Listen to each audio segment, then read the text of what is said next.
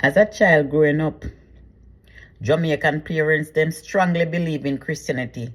That if a picnic if come out of the house a Sunday day and go to Sunday school and go to church. Or if you're a Seventh-day Adventist, you're supposed to go to Sabbath school and AY. They strongly believe that when you wake up in the morning, you're supposed to pray. And them make sure, them teach you how to pray. Morning, you have to say prayer.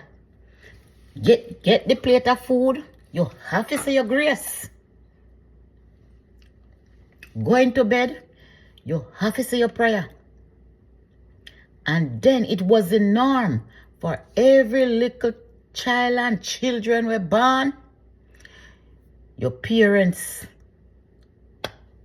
invite you to church.